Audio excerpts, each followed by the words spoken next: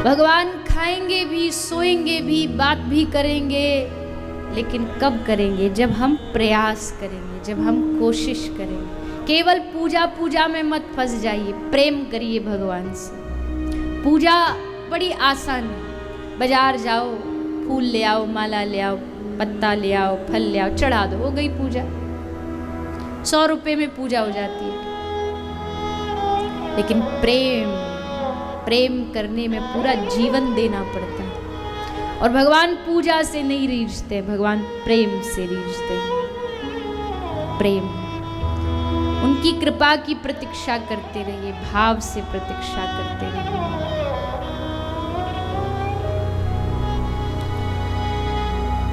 कुछ भी कहिए उनसे, आप जरूरी नहीं। कई लोग कहते भगवान संस्कृत के स्तोत्रों से खुश होंगे। अरे आप और सब छोड़िए, मैं तो ये भी कहूँ, प्यार से गाली भी दे दोगे ना तो खुश हो जाएंगे। नरसिंह, जूनागढ़ गुजरात के नरसिंह मेहता, उनको कारागार में डाल दिया था राजा ने। परीक्षा ली कि सुबह तक भगवान तेरे गले में माला चढ़ा गया तो तू सच्चा भक्त, नहीं तो सुबह फांसी पे चढ़ा दे। नरसिंह बुला रहे पूरी रात प्रभु को, प्रभु आ जाओ, प्रभु आ जाओ, प्रभु बचा लो, प्रभु इज्जत का सवाल है, प्रभु आबरू चली जाएगी, प्रभु लाज चली जाएगी। थोड़ी देर तक बुलाया, समय बीतता जा रहा। नरसिंह ने सोचा ऐसे नहीं आएगा ये। अब नरसिंह ने गालियां देना शुरू किया। नरसिंह बोले कब से बोल रहा हूँ आ जाओ आ जाओ, इज्जत का सवाल है, इज्जत चली जाएगी, आबरू चली जाएगी। पर अब समझ आई बात मुझे, असली बात यह है कि इज्जत उसकी तो जाएगी जिसकी होगी, तेरे पास है ही नहीं तो जाएगी कहाँ से? तेरे दो माँ, तेरे दो बाप। भगवान को कह रहे तेरे कुल खानदान का पता नहीं। कोई कहता है देवकी नंदन, कोई कहता है यशोदा नंदन। क्यों आएगा तू मेरे पास? है क्या मेरे पास देने के लिए? तू तो उस कर्माबाई के पास जाएगा खिचड़ी खाने, तू तो शबरी के पास जाएगा क्योंकि तुझे तो माल चाहिए। खूब सुनाया। और ठाकुर जी बैठे बैठे कितनी बढ़िया गाली देता। नरसिंह का एक राग था, केदार राग। नरसिंह जब भी वो राग गाते तो ठाकुर जी आ जाते। पर आज तक ठाकुर जी को केदार राग में इतना आनंद मजा नहीं आया जितना आज गालियां सुन के आ रहा। देवता कह रहे प्रभु ये कैसा भक्त है, आपको गाली दे रहा है। और चुप हो जाओ, एकदम सुनने दो, बड़ा आनंद आ रहा है। ऐसा भगवान दुनिया में कहीं नहीं मिलेगा आपको जो गालियों में भी मजा ढूंढ ले, गाली में भी मजा ढूंढ। भगवान कहते टूटी फूटी जो वाणी तेरे मन में आ जाए तू कह दे, तू मुझे सुना दे, मैं उसी से खुश हो जाऊं। अरे बड़ा प्रसिद्ध कहानी, एक छोटा बच्चा भगवान के दरबार में गया। सब कोई रामचरितमानस के दोहे गा रहा था, कोई गोपी गीत गा रहा था। अरे बच्चे ने सोचा मैं क्या सुनाऊं भगवान, कुछ तो आता नहीं। तो भगवान के सामने खड़ा होके क ख ग घ ये सुनाने लगा। तो पुजारी जी बोले अरे बच्चे क्या कर रहा है तू, ये कौन सी स्तुति है? बोले पंडित जी स्तुति तो कोई नहीं है, पर आपकी जितनी भी स्तुति बनी है ना वो क ख ग के भीतर से ही बनी है। तो मैंने भगवान को सब सुना दिया, जो अच्छा लगे खुद बना लेंगे, उनको जो अच्छी लगेगी स्वयं बना ले, मैं क्यों बोझ लूं। ये प्रेम है। मैं बार बार कहती हूँ भागवत प्रेम करना सिखाती है भगवान से। प्रेम भागवत सफल तभी है, कथा से पहले भले आप घर में 5 ही सदस्य हो, लेकिन कथा 7वें दिन जब विश्राम हो तो आप 5 से 6 बन जाएं, मतलब ठाकुर जी आपके घर का एक और सदस्य बन जाए। सदस्य मानोगे तब ये सब प्रेम जागेगा। अगर मूर्ति मानोगे तो फिर तो मूर्ति है, खड़ी है, क्या करेगी? कुछ नहीं। एक कोई भक्त था, भक्त क्या था, विषय संसारी था। तो उसको कुछ इच्छा पूरी करनी थी अपनी, उसको बच्चा पुत्र चाहिए था। तो किसी ने कहा गोपाल जी की सेवा कर लो। गोपाल जी रखे, बालक नहीं हुआ। तो उसने सोचा हटाओ इनको, दूसरा वाला लाओ, दूसरा ट्राई करो, दूसरा भगवान ट्राई करो। गोपाल जी को साइड में कर दिया और दूसरा कोई देवी देवता की मूर्ति रख के उसकी पूजा करने लगा। अब सामने धूप लगाता मूर्ति के सामने। अब जैसे आप धूप बत्ती सामने लगाते हो तो उसकी जो धुआं है वो थोड़ा हवा के झोंके से दूसरी तरफ जाता है, तो देवी को धूप लगाता था और जो धुआं था वो भगवान लड्डू गोपाल जी की तरफ चला जाता। तो बोला अच्छा काम हमारा पूरा किया नहीं, बैठे बैठे खुशबू ले रहे हो, ऐसे कैसे लेन देंगे। सोई रुई ला के नाक में रख दी लड्डू गोपाल जी के, काम तो बनाते नहीं और खुशबू ले रहे हो। तो ये देख कर के गोपाल जी प्रकट हो गए, प्रकट हो गए। इसमें प्रकट होने वाली, खुश होने वाली क्या बात है। गोपाल जी ने कहा ये सारी दुनिया मुझे मूर्ति समझती है, पर तू पहला इंसान है जिसने कम से कम समझा तो कि ये खुशबू भी ले सकता है। कम से कम तुझे पता तो लगा कि हाँ चलो हम खुशबू भी हमें आती है, नहीं तो सब क्या समझ मूर्ति है। जा रहे 2-2 महीने घूमने के लिए, घर में गोपाल जी को रख गए। घर में गोपाल जी हैं, सामने चनोरी रख गए, गोपाल जी आप ये खा लेना, हम जा रहे हैं। कहाँ? हम जा रहे माल उड़ाने, हम जा रहे पार्टी में, हम खाएंगे, आप ये चनोरी मिश्री। बेचारे मिश्री खा खा के ठाकुर जी को भी डायबिटीज ना हो जाए, इतनी मिश्री खिलाते हैं। वही ऐसा नहीं, भगवान से प्रेम होना चाहिए। प्रेम हो गया जिस दिन सो। तो कहाँ थी कथा, पता नहीं कहाँ थी। भक्ति प्रेम के इस विषय को हम लेके, हाँ विदुर जी की कथा चल रही थी। विदुर जी महाराज तो भगवान श्री कृष्ण 56 भोग त्याग करके, दुर्योधन का भोजन त्याग करके सीधा रथ घुमाया और पहुंच गए विदुर के घर। विदुर जी थे नहीं, विदुरानी घर पर थी। दरवाज़ा खोला और जैसे द्वार खोला तो श्री ठाकुर जी को देख करके विदुरानी खड़ी की खड़ी रह गई, जड़ बन गई एकदम।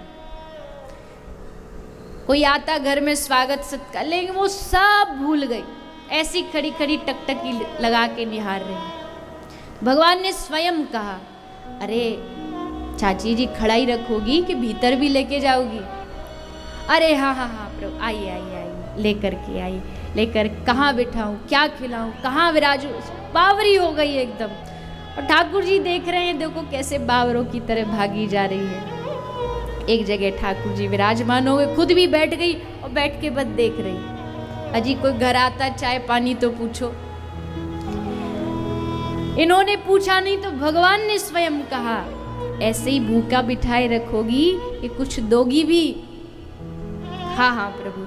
और भाग करके विदुरानी गई रसोई घर से, देखा क्या है, पात्र वात्र सब खोल करके, तो पात्र में विदुरानी को केले मिले और केले लेकर के विदुरानी आई, ठाकुर जी के सामने बैठी। और आगे क्या हुआ ये बताने की आवश्यकता है, जानते हैं ना? वो भूल अमर हो गई, वो भूल सदा सदा के लिए इतिहास में दर्ज हो गई। लेकर के छिलका ठाकुर जी को खिलाती गई और गिरी को बाहर फेंकती गई। ठाकुर जी छिलका खाते गए। और भैया हमारे ब्रज के महात्मा कहते हैं, बड़ी बात ये नहीं है कि विदुरानी भूल गई थी वो छिलका खिला रही है, बड़ी बात ये है कि भक्त वत्सल भगवान भी भूल गए थे कि वो छिलका खा रहे हैं। उनको भी नहीं पता क्या खा रहे, छिलका खाते, आनंद से छिलका खाते जा रहे। विदुर आए, विदुर ने देखा ये बावरी क्या कर रही है, रोका, अरे बंद करिए, क्या खिला रही है भगवान? ला मैं खिलाता हूँ। लेकर के केला भगवान को खिलाने लगे तो भगवान ने कहा नहीं, बस पेट भर गया अब तो। क्योंकि जो रस विदुरानी के छिलके में, वो विदुर के केले में नहीं है। पेट भर अब नीचे। भक्तवत्सल नाम ऐसे ही भगवान का नहीं है, यकीन मानिए। जो उन पर रीझता भगवान उस पर रीझ जाते हैं, उस पर रीझ जाते हैं।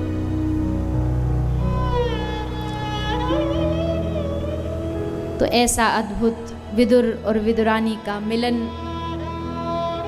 सुनाया है, श्रवण कराया है। और एक बात और सोचिए, जो हम प्रेम की चर्चा कर रहे हैं, भाव की चर्चा कर रहे हैं, इसमें शर्त भी मत रखिए। प्रेम में कोई शर्त नहीं होती है। ये शर्त भी नहीं है कि तू हमसे प्रेम कर।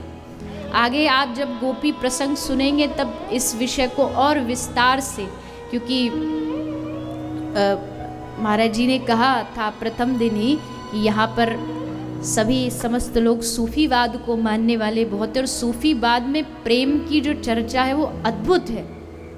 तो हम प्रेम को समझें, क्या है प्रेम, उसकी चर्चा हम करेंगे। तो प्रेम में एक शर्त ये भी है प्रेमी होने की कि कोई शिकायत नहीं, कोई शिकायत नहीं।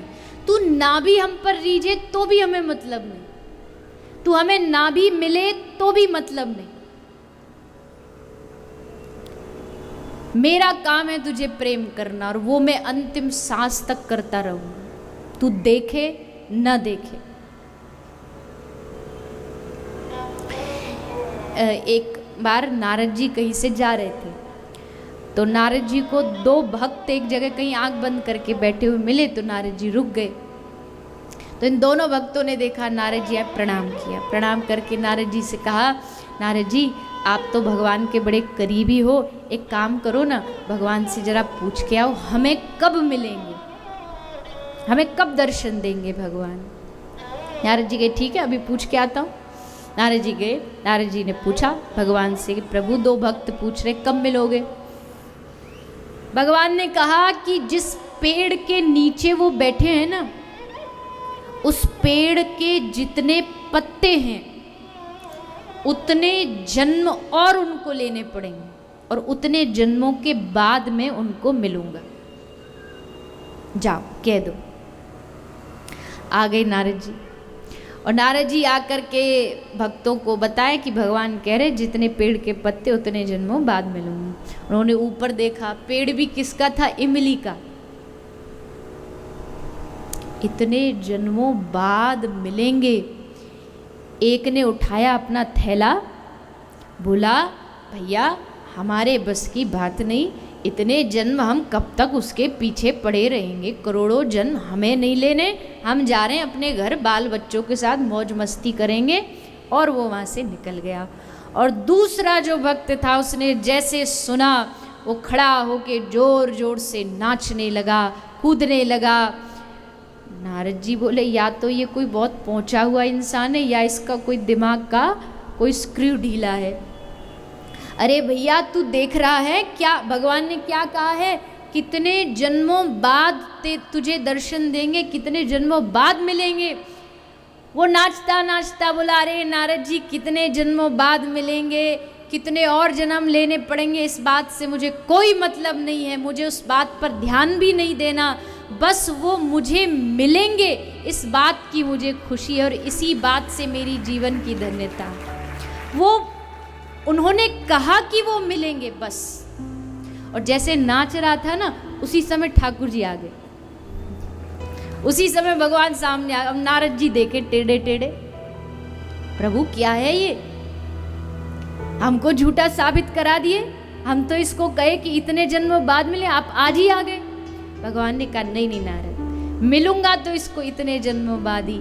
आज मैं इसे दर्शन देने नहीं आया हूं, आज मैं इसके दर्शन करने आया हूं, मैं इसके दर्शन करने आया हूं कि देखो ऐसी भक्ति हो कि कब मिलो कैसे मिलो तुम पर छोड़ दिया, तुम जानो, हम बस तुम्हें प्रेम करते रहेंगे, हम बस तुम्हें रिझाते रहेंगे।